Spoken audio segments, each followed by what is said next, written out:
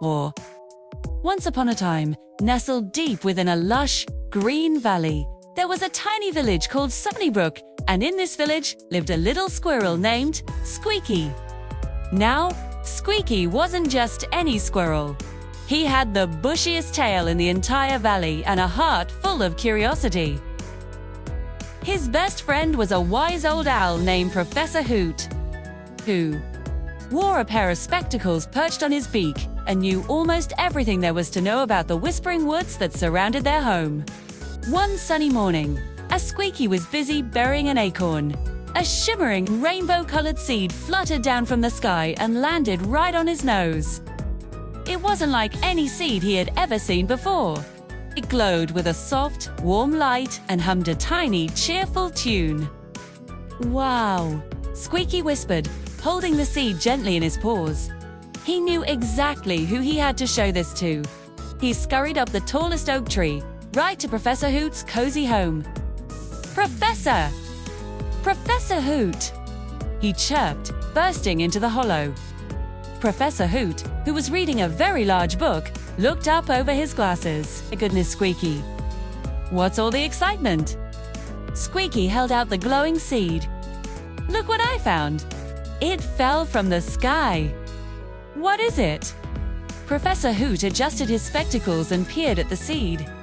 He hummed thoughtfully. My, this is a very special seed indeed. Squeaky. This is a seed of courage, legend says that if you plant it with a kind heart and a brave spirit, it will grow into a magnificent courage tree, whose fruit can give anyone a little boost of bravery when they need it most. Squeaky's eyes widened. "Bravery? Really?" Professor Hoot nodded. "Indeed, but it must be planted in the sunstone clearing, beyond the giggling brook, and through the shadowy thicket. It's quite a journey." Squeaky looked down at the tiny seed humming in his paw. He thought about his friend, Barnaby the bunny, who was afraid of the dark, and little Millie the mouse, who was scared of loud noises. "I'll do it," Squeaky declared, his chest puffing out. "I'll plant the seed of courage for all our friends." So, with a map drawn by Professor Hoot and the precious seed tucked safely in a small pouch, Squeaky set off on his grand adventure. The first part of his journey was easy. The path to the giggling brook was lined with friendly flowers that waved their petals as he passed.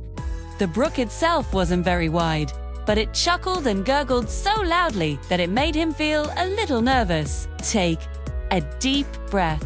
He remembered the seed in his pouch. He had to be brave. He found a long, sturdy branch, laid it across the water, and carefully tiptoed his way to the other side. "I did it!" he cheered quietly. Next came the shadowy thicket. The trees here grew so close together that their leaves blocked out most of the sunlight, casting long, spooky shadows on the ground. A sudden rustle in the bushes made Squeaky jump. His heart started to beat like a drum. He wanted to turn back, but then he thought of Barnaby and Millie. He clutched the pouch with the seed of courage. "It's just the wind," he told himself, taking a small, brave step forward. Then another started to hum the little tune the seed was making, and soon the scary shadows didn't seem so scary anymore. They just looked like dancing shapes. Finally, he emerged from the thicket and saw it. The sunstone clearing. In the center was a large flat stone that warmed the earth, making it the perfect place to plant a special seed. With great care, Squeaky dug a small hole in the rich soil right beside the sunstone. He placed the glowing seed inside and gently covered it with earth. "Grow strong, little seed," he whispered. "Grow for everyone." Soon as he said the words, something magical happened. The ground where he planted the seed began to glow with a brilliant golden light. A tinny green sprout pushed its way out of the soil, and it grew and grew and grew. In just a few moments, it wasn't a sprout anymore. It was a beautiful, strong tree with leaves that shimmered like emeralds and bark that sparkled with golden flecks. And hanging from its branches were the most wonderful fruits Squeaky had ever seen. They looked like little, glowing lanterns. Each one pulsing with a soft, brave light. Squeaky carefully picked one of the fruits and took a tiny bite. It tasted like sunshine and honey, and a warm, fuzzy feeling spread all through him. He felt like he could climb the highest mountain or cross the widest river. He gathered as many fruits as he could carry and hurried back to Sunnybrook. He gave a fruit to Barnaby the bunny, who, after one bite, decided to explore the cozy little cave he was once too scared to enter. He gave another to Millie the mouse, who found that the rumble of a passing cart now sounded like a fun drumbeat. Soon, every creature in Sunnybrook had a taste of the courage fruit, and the village was filled with new adventures and happy laughter. Squiggy, the little squirrel with the big heart, was a hero. He learned that true courage wasn't about not being afraid.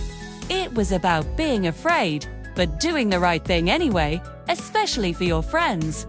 And from that day on, whenever anyone in Sunnybrook felt a little scared, they would visit the beautiful courage tree and remember the brave little squirrel who planted it. Thank you so much for listening to our story today. I hope you liked it. If you did, don't forget to hit that like button and subscribe for more fun adventures. We'll see you next time.